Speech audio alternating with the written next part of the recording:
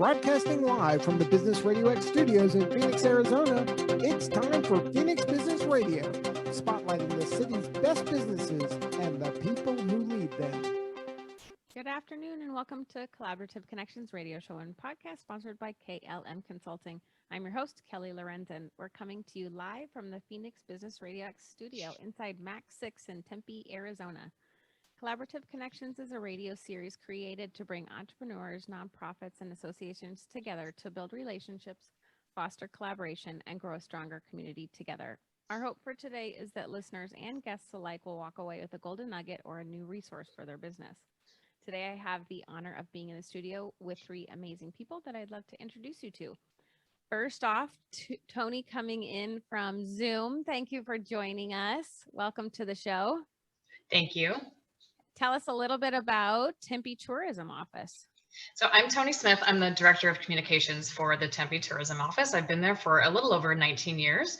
The Tempe Tourism Office is a nonprofit organization, and we're dedicated to marketing Tempe, Arizona as a visitor destination, both for leisure travelers and for business travelers as well. Our staff provides information to visitors, media professionals, and meeting planners about hotels in Tempe, restaurants, entertainment, and local points of interest. Thank you so much for being here. I'm so excited to hear more about the Tempe Tourism Office. I knew Stephanie Nowak when she was there, but I haven't heard about it in a long time. So I'm thankful for you being on with us as a Tempe native. I can't wait to hear all about Tempe. Thanks, Kelly. Thank you. Next, coming Scott.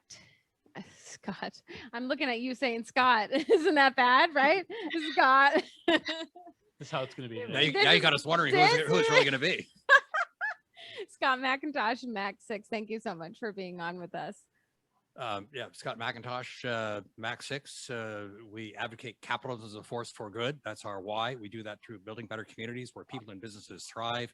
So what we do is we've got spaces and programs for growing companies. The spaces is co-working spaces, co-manufacturing spaces, which I think is unique in the country still, waiting to be challenged on that, and then private office suites for growing companies. And we complement that with leadership programs, helping companies and individuals break through ceilings to growth.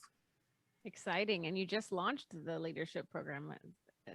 We've had 8 years ago, we started as an incubator, which we had learning and teaching, and it's evolved considerably since that time. And so we've had some new launches of some new programs. Yes. Well, can't wait to hear about that. Thank you so much for joining us as a member of Mac 6. I love being here and having you on the show. So thank you. Welcome, Eddie. Now, finally, it's your turn. Yeah. Well, my partner is a Scott. And I know. And when we've had meetings with Scott, we just differentiate. I'll say Dr. Scott, and then I'll look at Scott. I'm the other Scott. Yeah, the other Scott. So Eddie Fredericks, co-founder and managing director of WorkingAware. All the guidance for CDC, OSHA, and Arizona Department of Health Service says that your business should have an infection control plan, but the guidance can be vague, sometimes inconsistent. With the help of my partner, Dr. Scott Ostek, who has 20 years of being an infectious disease physician, director of infection control programs at hospitals like Phoenix Children's Hospital. We help companies make their workspaces safer. We are also a member of Mac 6, love working here.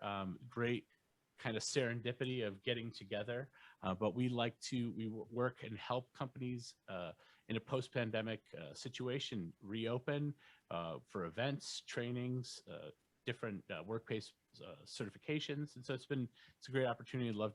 I'm excited because I've got two people. We love Tempe and we're hyper local with what we're doing right now. And so Scott and Mac 6 do so much with local business, Tempe Chamber, and entrepreneurship. I've heard a lot about the Tempe tourism from some folks I've worked with, and I'm excited to hear a lot more. And so this is a great connection. I'm excited. And as a client of mine, I love highlighting you and your business. I think the work you're doing is amazing. There's a lot of businesses, not even just in Tempe, but all over that don't know, right? This is all new to everybody. And so to have you guys as a resource is huge for people. Well, and just to plug you too, to have you as a resource. I think I called you a snuggie for my brain at one point. Having, and again, that's what Mac 6 does. Having this collection and collaboration of people and different experts, and the ability to I mean, I found out about you through Tempe Chamber as well as Max 6. And so you get those connections, all the people we meet.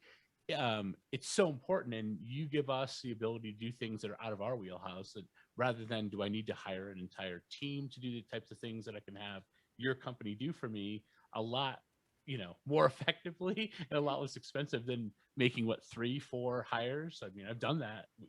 Maybe we do that, but I don't think we need to. Yeah, it's nice. I love this business just for that reason. I get to help people build their businesses instead of me just keep opening new businesses, right? Like, this is so much better. I get to grow all these different kinds of businesses and connect each other and do business with people that I like, so it's been really fun. So let's jump right into it.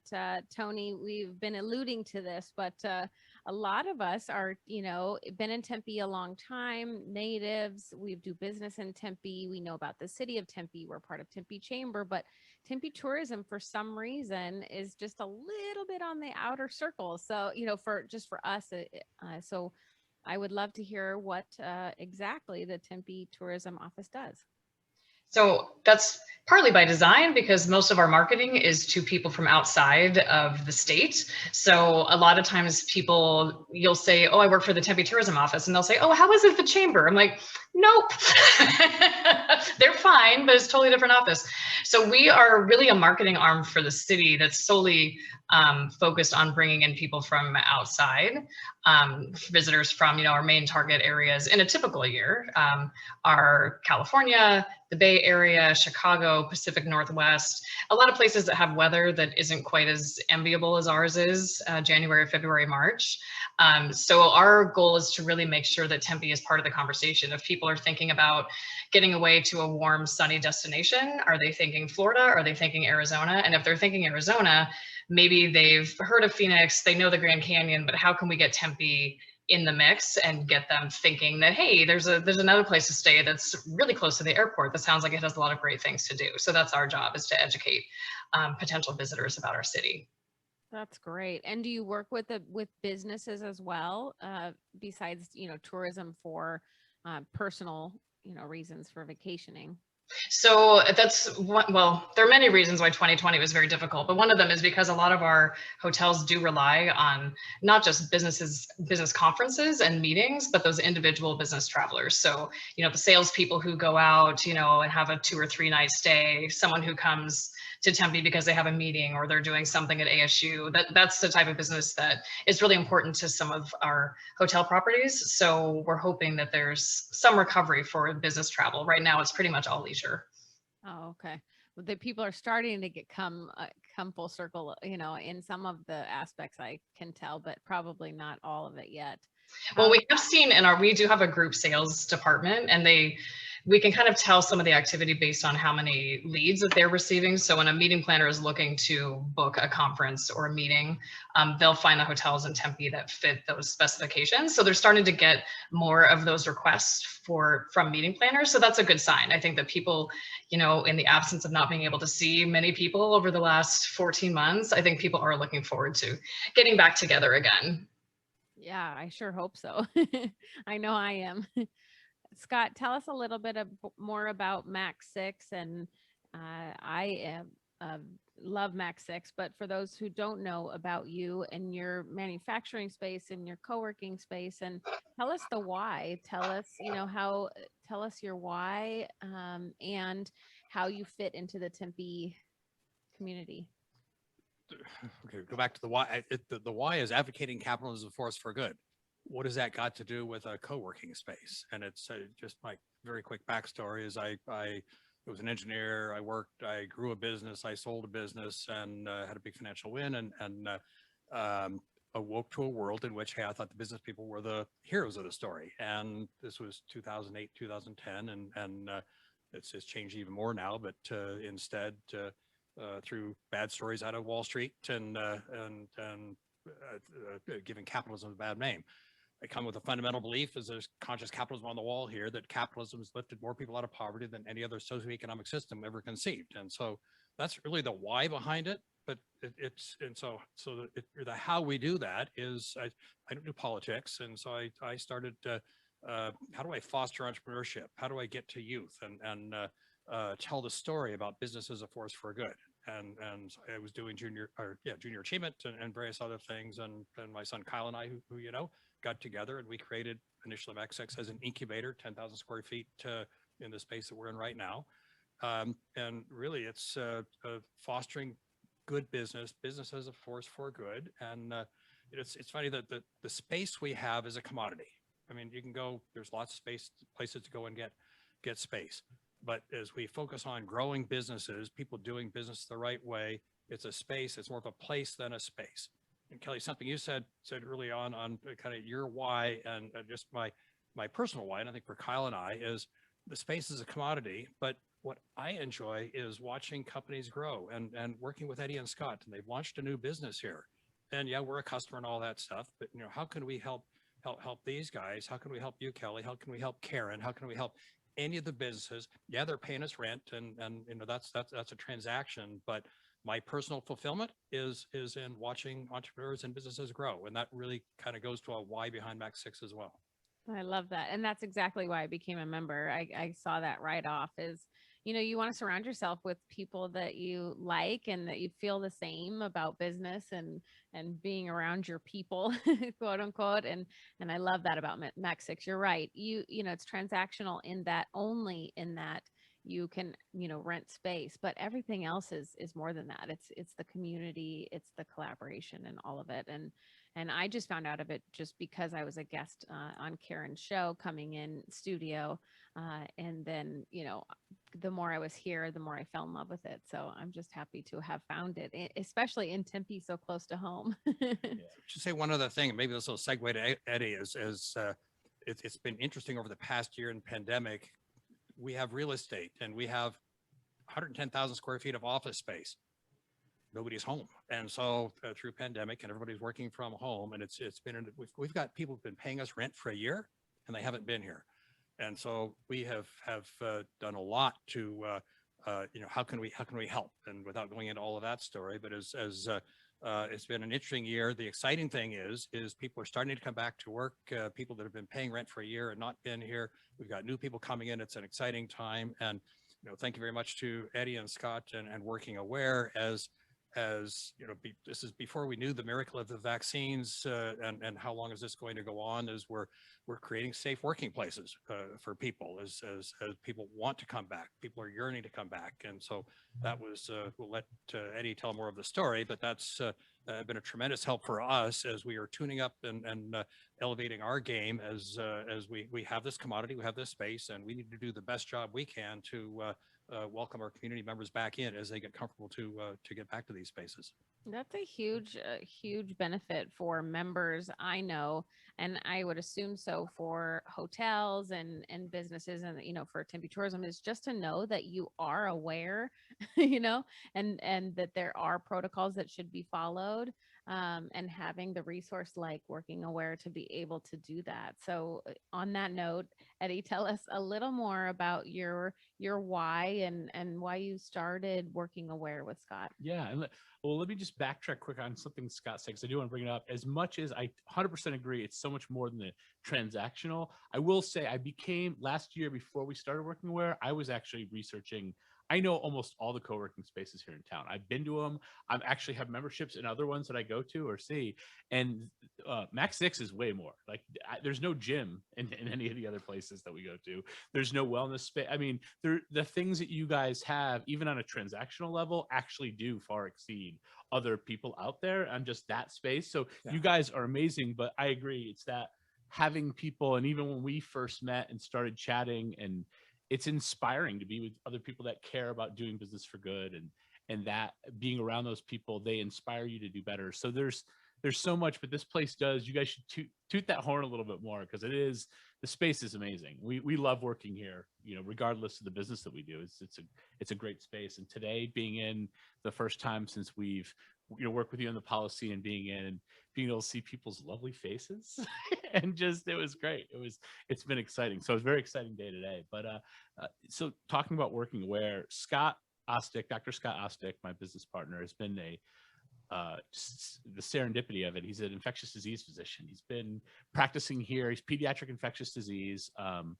He works at him and his partners. They have a group and they work all over the valley. So he's an active physician, and he was the director of infection control at PCH for over 18 years. Has worked in situations where he's helping at a hospital tertiary care facility manage infection control programs and making places safer. We've been friends for 10 years, met with our kids were in preschool. Actually, we're helping that same preschool now is about to become certified with us soon, Desert Sun. We've been working with them to help in their program. And we came together and he called me. We have a lot of soccer bets that we do. And I owed him a lot of lunches. I think I still owe him some lunches for bets I've lost. And I think he wanted to get paid up on those. So he said, let's help some restaurants open. It was purely selfish to win his bets back. And so then we talked about this as a business, and to the point about the miracle we started talking originally before the vaccine. But one of the things that was important for us when we were talking about the why of this business is we didn't want to just jump in and create a company that was just going to look short term at this. Infection control and health and wellness in a workplace setting has been important for a long time, and it's saved companies that have done this well and looked at how do we reduce workplace illness, make it safer for our customers, our employees, have saved money and done better. Even 2017, 2018, influenza caused a 10% increase in mortality. That was it. Now in the pandemic, I think it's like there was like a 500% increase. So we see now more than ever, it just makes it an easier conversation to have, but there's still a lot of education, I think, that needs to be done. And what's great about what we're doing and working with people is we're attracting also like-minded people. So capitalism as a force for good in business, that works. That was what we wanted to do. So when we started talking with you, Scott, that was all the feels were happening for us. We were excited, and all the clients that we work with are people that feel the same way. They're thinking about their workforce, and they're not thinking. I think Scott even said it. He's like, well, there's what do we have to do, and then there's what's the right thing to do. Mm-hmm. And we are so lucky to work with companies that's the way they think. And so we started this company, and it's been evolving and growing, and it's been exciting to have a workplace that we feel comfortable with and have partnership with Max 6. Being on this podcast with you, we're going to be on June 4th, where Tempe Chamber's Emerging Issues web seminar about SB 1337. So it's pretty exciting. We're getting a chance to have a lot of opportunities. And so if somebody is thinking about, okay, opening back up, or they've been open this whole time, but they're, oh my gosh, now we have all our employees coming back, and there's so many guidelines, and there's so much coming out from the CDC and OSHA and all those. There's no way for a normal business person, a normal business owner to keep up with all that. So what then? What do you do?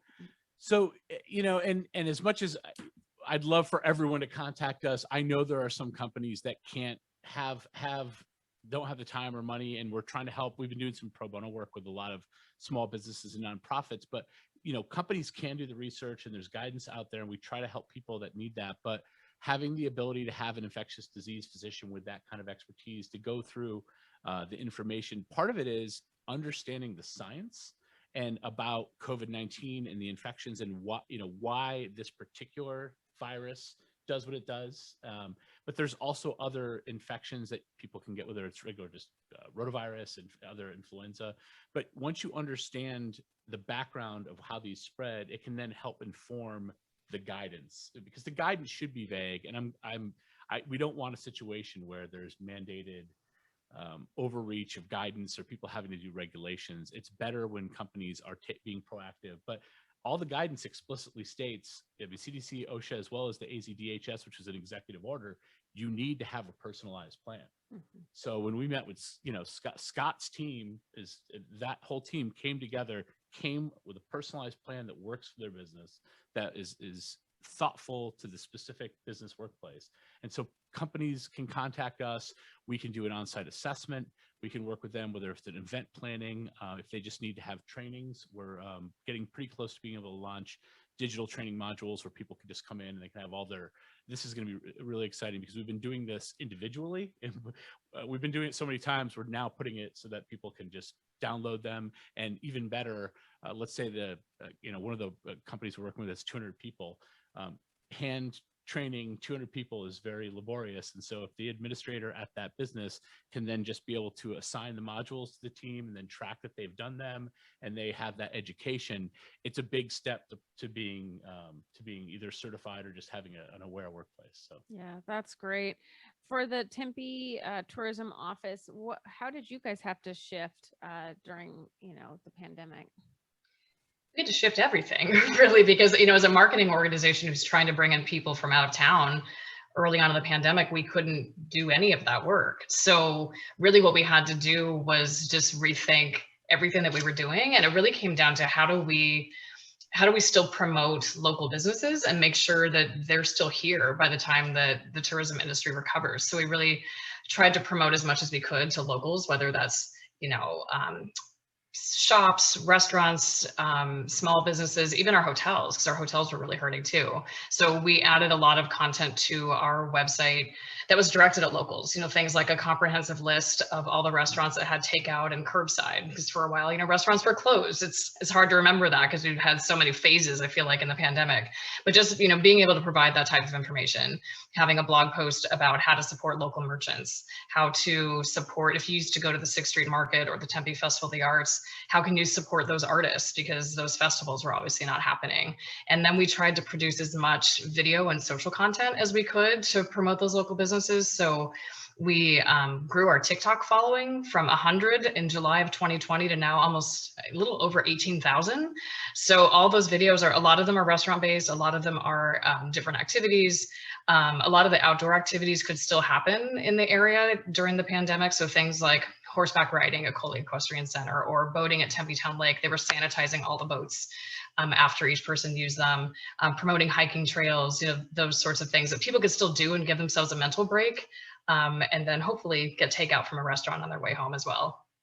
And will you carry that? Do you think the Tempe Tourism Office, now that things start to open up again, will you carry that forward? Will the local businesses be able to count on you guys for that continued, push? That's something that we've talked about, because one of, I think, the silver linings of the pandemic for us is that we were able to develop more of those relationships with local businesses, where sometimes I think our marketing relied on the big events that were coming, spring training and the Festival of the Arts and the Innings Festival and those things. But instead, we had to promote things that were smaller and things that were more local. And I think what makes a place special, a place like Tempe, is obviously what you can do. And the fact that there's a mountain in the middle of the downtown and a lake is pretty cool, but it's really the people here who own businesses. That's really the character of the city. So we really want to continue that and make sure that locals can see us as a resource for things to do and places to try. I love that. That is so great. And I bet you learned a lot about a lot of businesses that probably weren't on your radar before the pandemic in Tempe. For sure. And I think all of us, you think, oh, I'm going to get to that new taco place down the street, and you just don't. And then all of a sudden it's been 2 years and you're like, oh, shoot, it must be good. I should really go try it. so I mean, yeah, it definitely helped us make a lot of connections and really try to find ways that we could promote businesses. There's one in particular. It's Rowan Tree and Jasmine Joe. It's a flower shop and coffee shop that's at Mill and Baseline.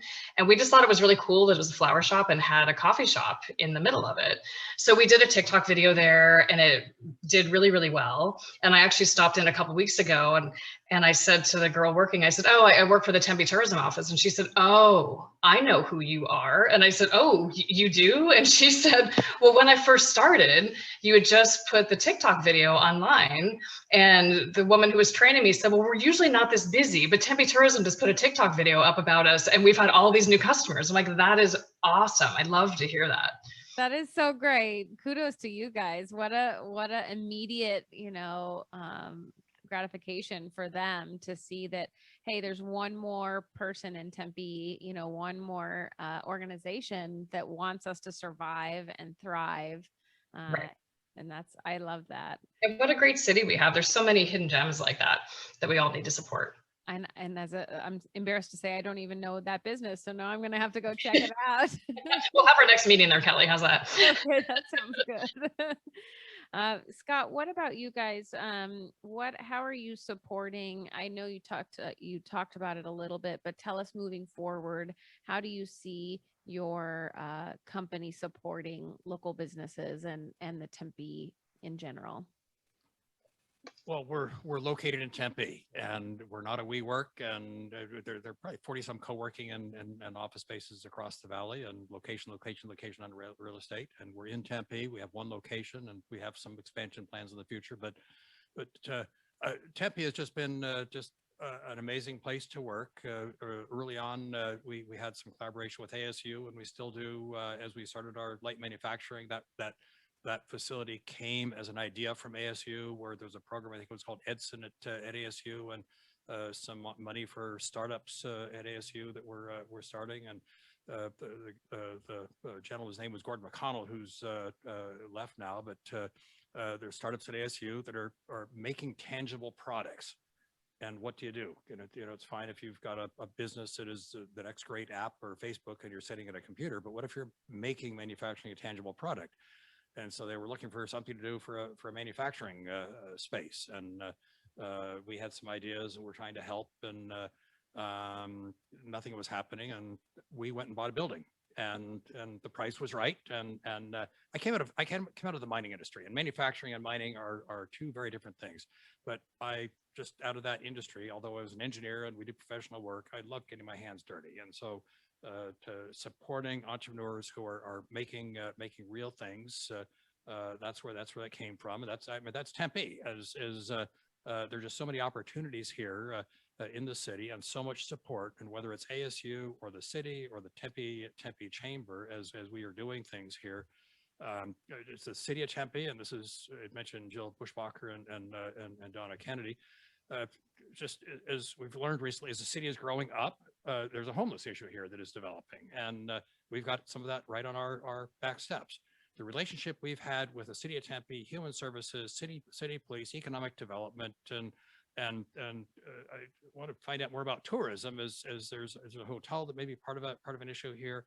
We have such a proactive, positive plan to not just kick people out, but to do some other things here. And the city's just been amazingly cooperative, and we just love being here and support we get. And if we can help other businesses in Tempe grow, that's what we do. What great synergy. It is great. That is great to hear.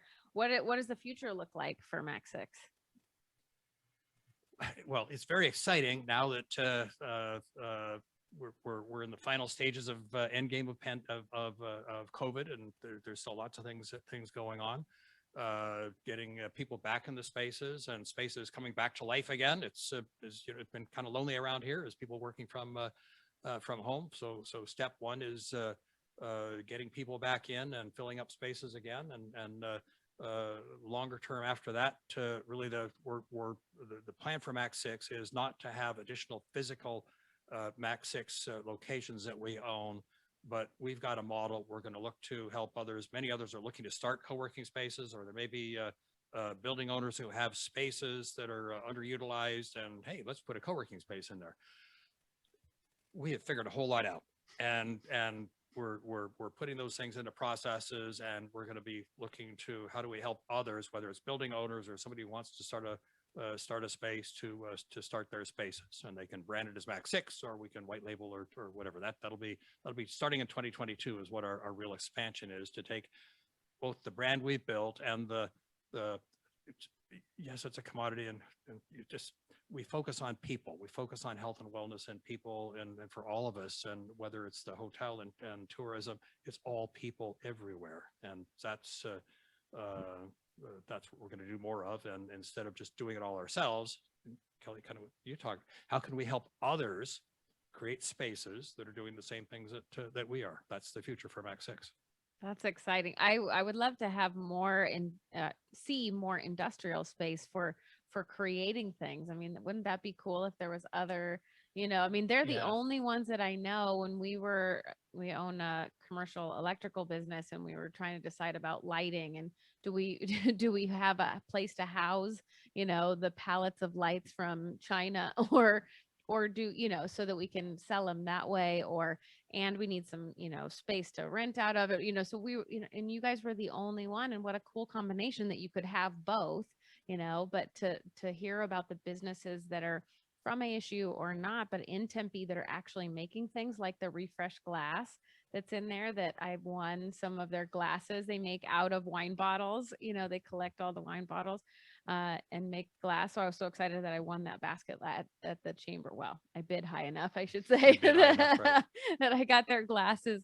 Well, stay tuned. This is another talk about City of Tempe. There's it's a U.S., maybe global initiative called micro-manufacturing. Micro-manufacturing is not miniature, but it is manufacturing in small lots.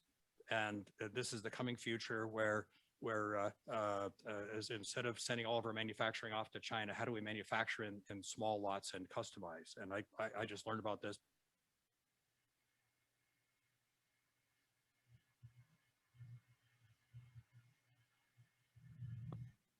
To expand this micro manufacturing concept, and Park Lane is essentially full, but as we've talked, hey, there's more buildings over there, and there's some things we can figure out. Yes, it's how do we help foster more manufacturing in the city of Tempe?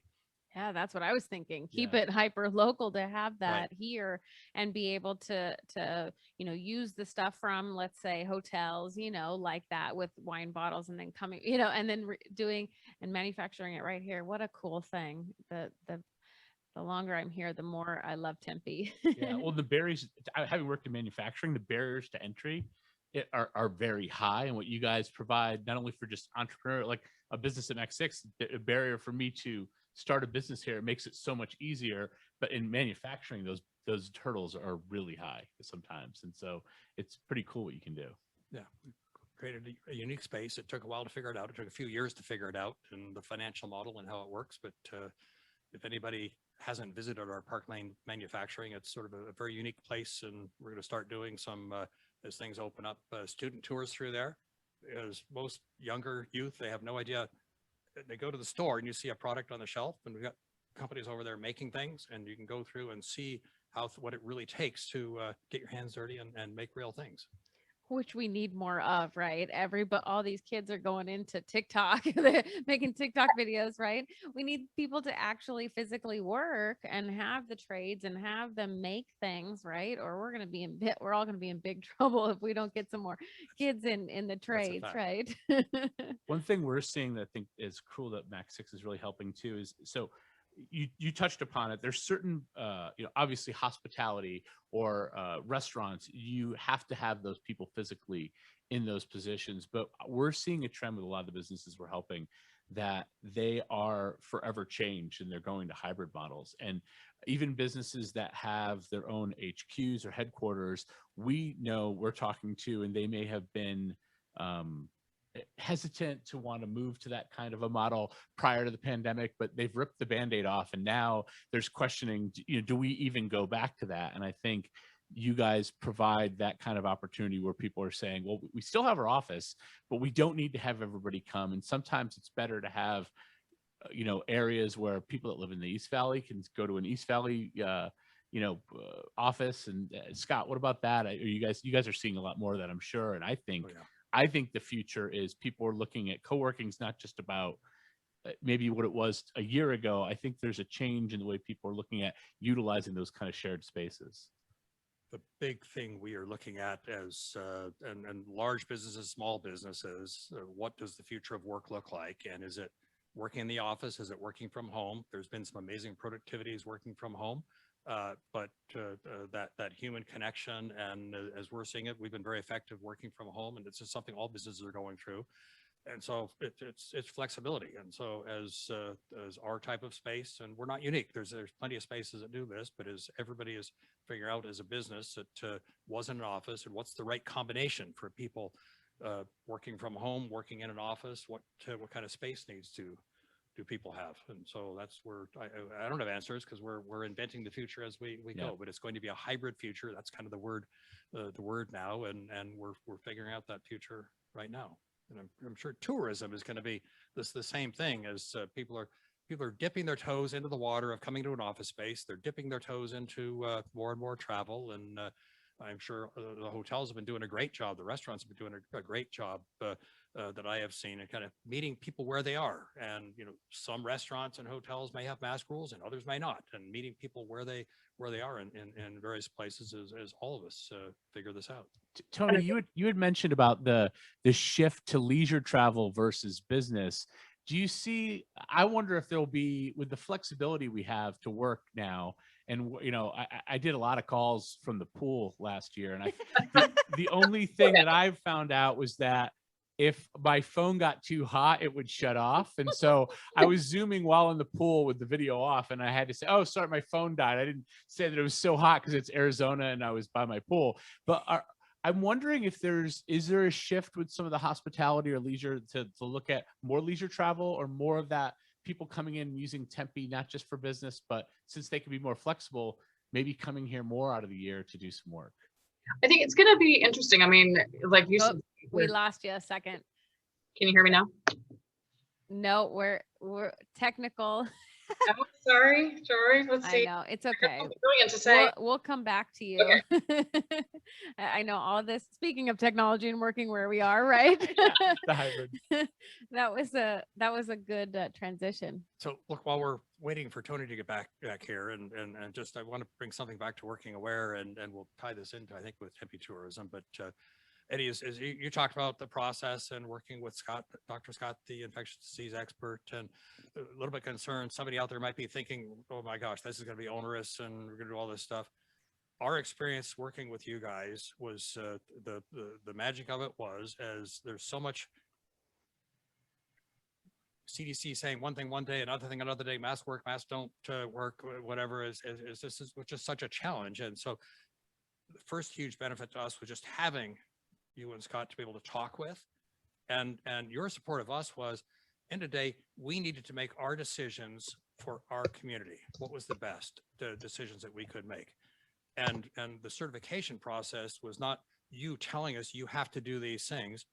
End of the day, it was what you wanted us to see us have was some consistency. So anybody coming into our space knew what the rules are, they could decide to participate or not. And that sort of thing, I think hotels, restaurants, anybody, I'd like to go to, I heard a story the other day and somebody went into Costco and they weren't sure what the rules were.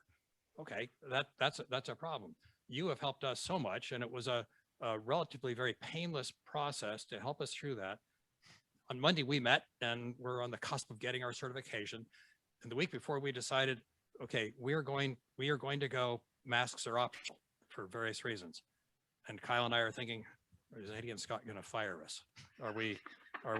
They're and we had a great conversation around that and the rationale, and what you pushed us to do was to let's make sure we are consistent and communicating well around what you're doing, and then have a plan to monitor that and do what you're saying you're going to do. And I'm just saying that to anybody who may be concerned. And I think this any hotels, restaurants, any of the tourism industry who may have concerns, what are we doing?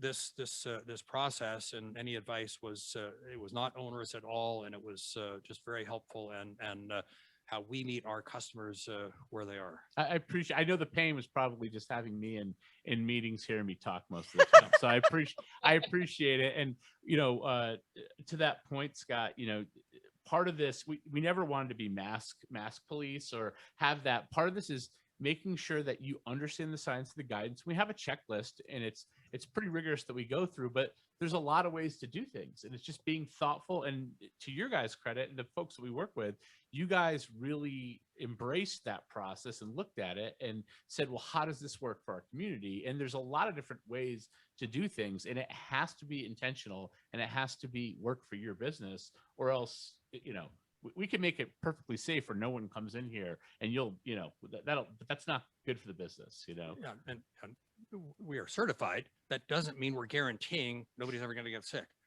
We are guaranteeing that we are doing everything we can to create a healthful environment and helping people take their own personal responsibility for the choices they're making as they operate here. And I think that's what the same thing. I don't know if we have Tony back or not yet, but Can you hear me now? Hotels, restaurants, everybody else, I think, are trying to do the same sorts of things. Well, that's exactly true. And I think even when it comes to meetings, when people start going to conferences again, I think hotels are still looking at how they can have that hybrid model. Like some people will want to be in person, some people won't. So how can the hotels adjust their audiovisual capabilities in order to accommodate what people are comfortable doing?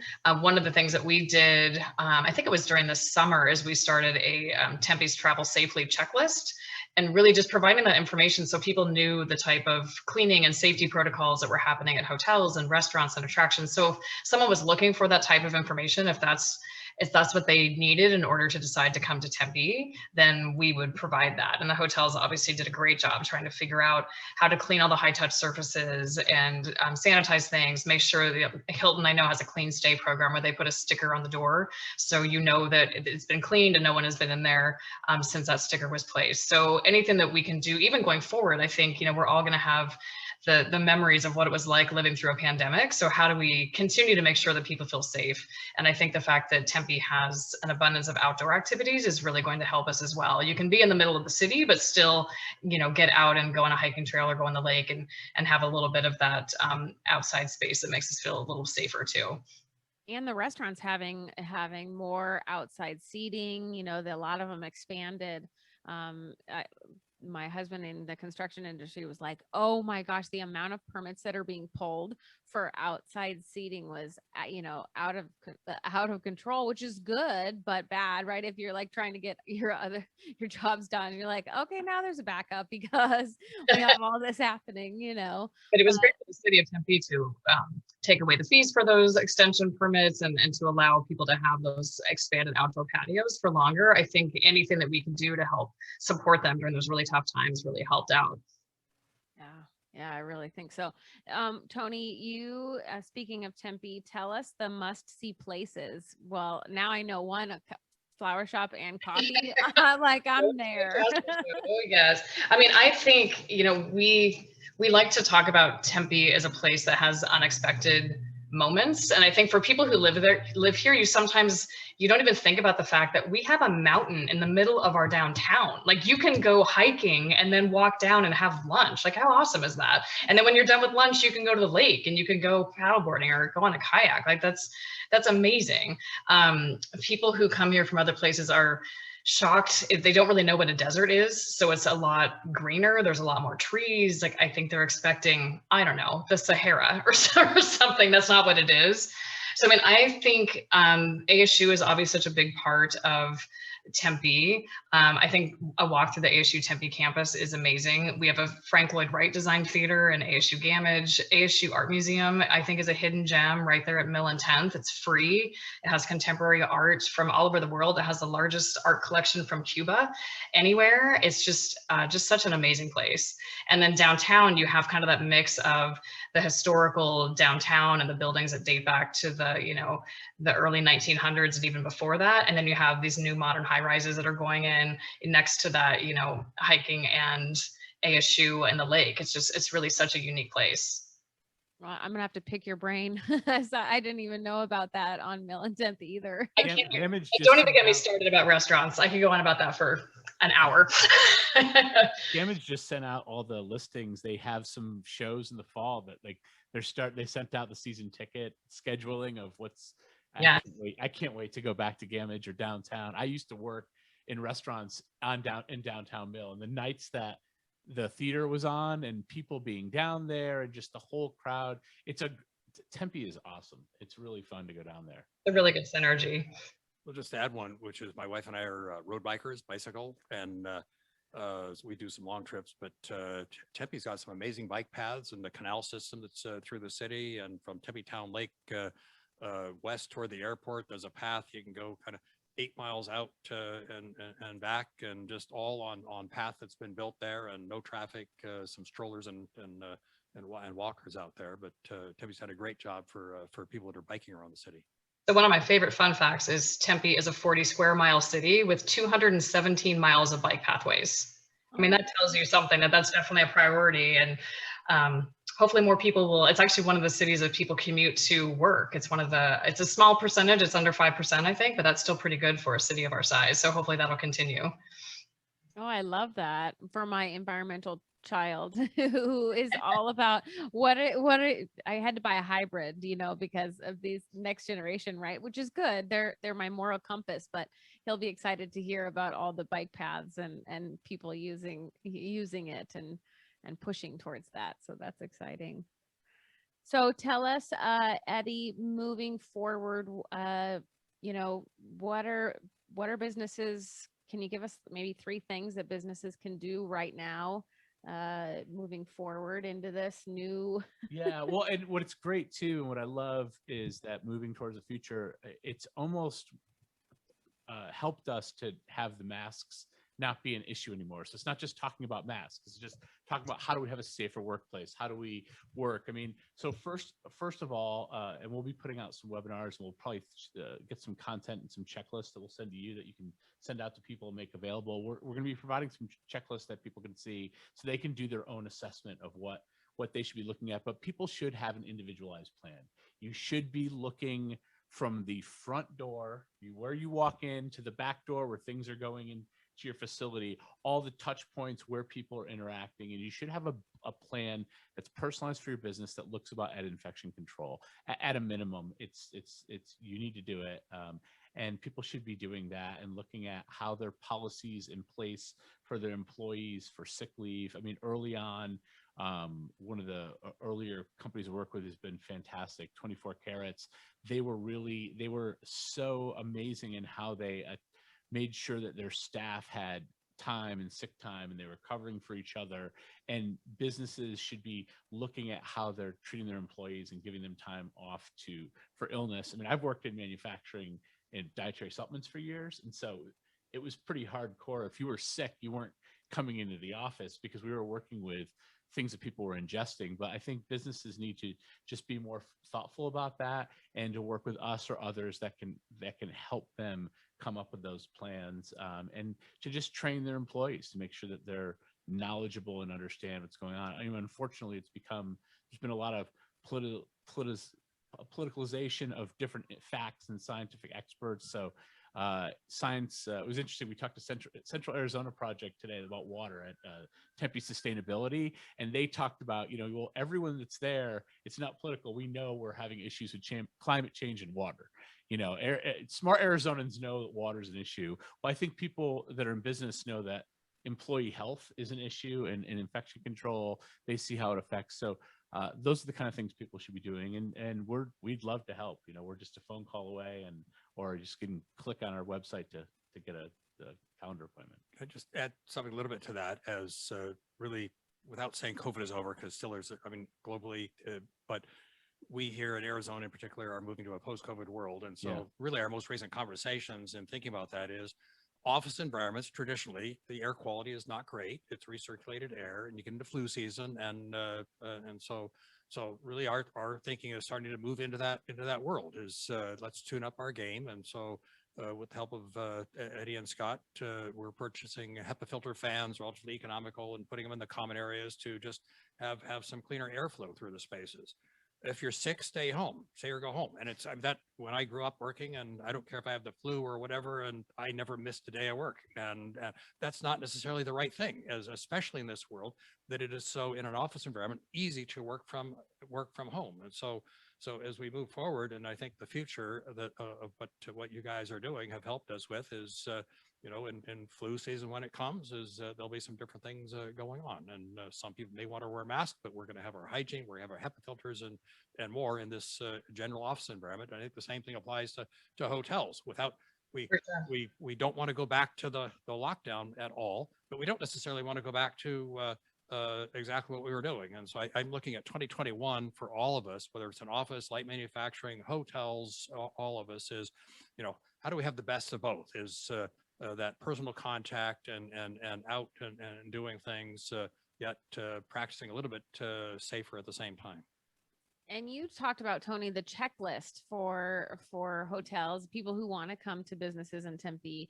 To Scott's point, can somebody find that on your website to see like who's doing what? The HEPA filters, like the airlines were doing, cleaning the air. I felt like I was so clean the last time I went on the airplane. Like, why don't I smell? Like the airplane. So we do have a COVID-19 tab on the top of our website. It's TempeTourism.com. And it's something that we developed over the summer, really when people weren't able to travel that much. Some of the things on there may have changed since then. That was back when we had a mask ordinance in Tempe as well. So there's some mention of that too. But it just really kind of goes through and really makes you think. I mean, Eddie and Scott, you were talking about this. I think we're also aware now of how disease can spread and what we can do to prevent that from happening. So, everything from, making sure that a front desk is kept clean, or not having reusable menus at a restaurant, like those sorts of things. Sorts of some shifts that have been made in the hospitality industry that probably will continue. Yeah, I love that. And the no menus helps for the environment again, right? Exactly. It all comes back to that, right? The only negative is for marketing purposes, you can't have the branding in front of you on the menu.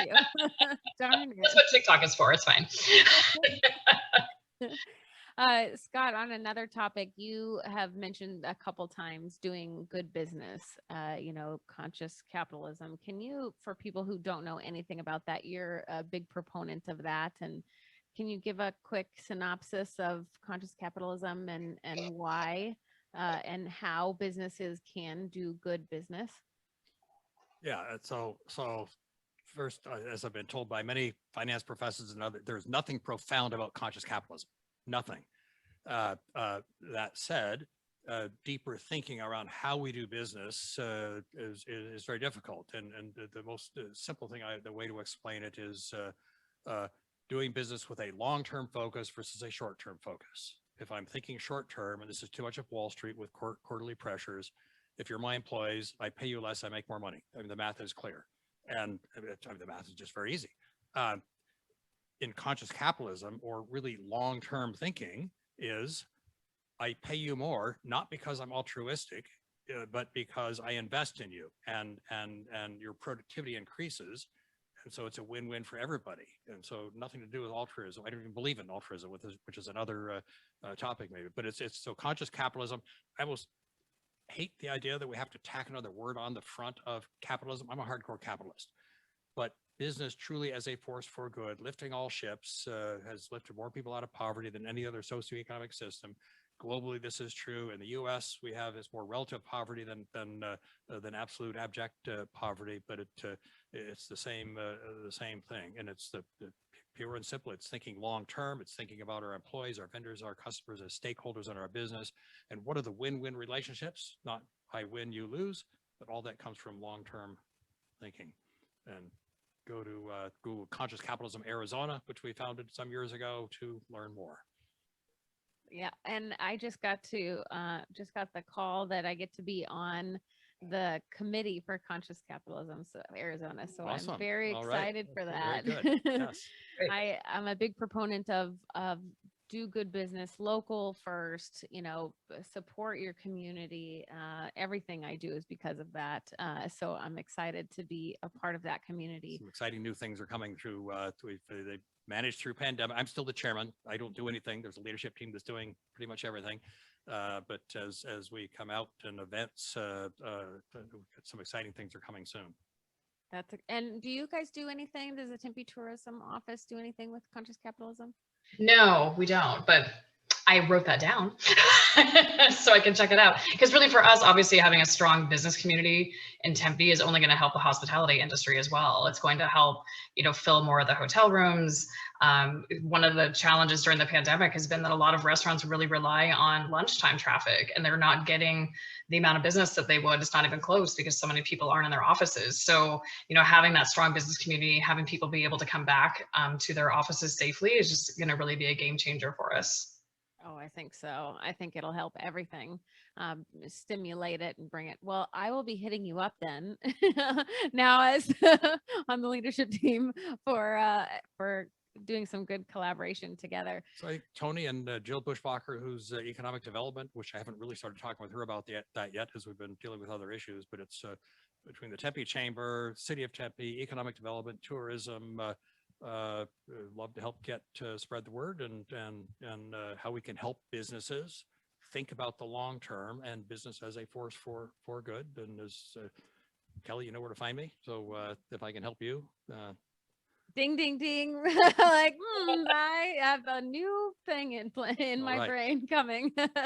That's exciting. I think working all together is, is good business. Number one. Number two, it stimulates our economy. It forces collaboration. A lot of us are already doing that, but just putting that on the top of our brains, where in Tempe can we get something to eat? How do we tell others who can come to Arizona to visit us why Tempe?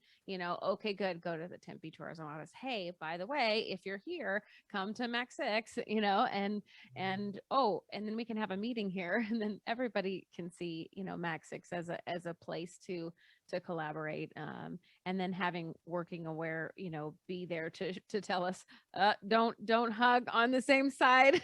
No, I think we talked about, I like the idea of having a hug policy as a hugger. It's safer than shaking hands. I think we talked about that earlier. I like that. Well, and that's silver lining too, with people were more inwardly looking at their local communities everywhere across the globe. When you're not, and even 2 years ago, my other business, my clients were national and global in scope.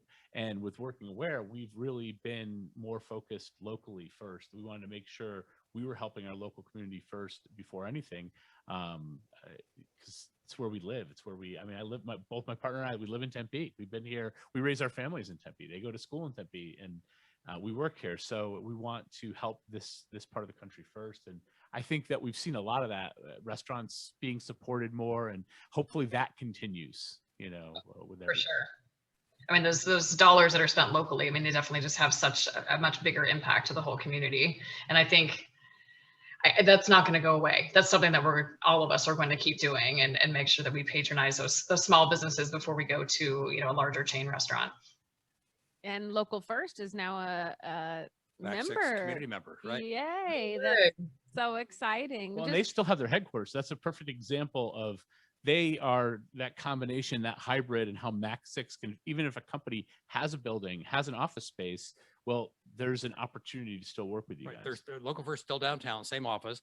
They've got East Valley employees who, as everyone was working from home, it didn't matter where they were, but now as they're trying to work closer together, and so we are really the location for their East Valley employees who can come and work out of a place, and they can have meetings, and it's just synergy with their downtown location. All my favorite people in one place. Local First actually helped us develop an online marketplace for Tempe small businesses. So it could be, a House of Tricks who's selling gift cards on Local First. It could be an artist. It could be, someone has a small manufacturing, or maybe an Etsy vendor. But to be able to go to the Local First website and look up Tempe vendors and be able to purchase something from that one site is going to be really helpful going forward. Yeah, they've done so much for the community. I'm a great advocate of theirs. It is. Yep. Well, can you believe we've almost been talking an hour? I can't believe it already. Toni, tell people how they can get a hold of Tempe Tourism Office. Sure. Our website is tempetourism.com, and we are at Tempe Tourism on every social media channel you can possibly imagine, from Instagram to Facebook to Pinterest to TikTok. And now we got TikTok. Yes. Thank you so much for joining us today. Scott, tell us how people can find Max 6. Max6.com, MAC6.com. That's easy. That's easy. And what about you? WorkingAware.com, and we're at WorkingAware pretty much everywhere as well. So exciting. Thank you all so much for being on today. It was great to feel the collaboration and see potential things coming. I'm so excited for all the connections and things coming. You've been listening to Collaborative Connections radio show and podcast, sponsored by KLM Consulting. KLM is a business development firm with over 18 years of award-winning business savvy. KLM helps small business and entrepreneurs through consulting, marketing, and project management services. Get more time to do the things you love and build a thriving business with the help of KLM. Tune in on the third Thursday of every month at 1 p.m. Until next time, happy connecting.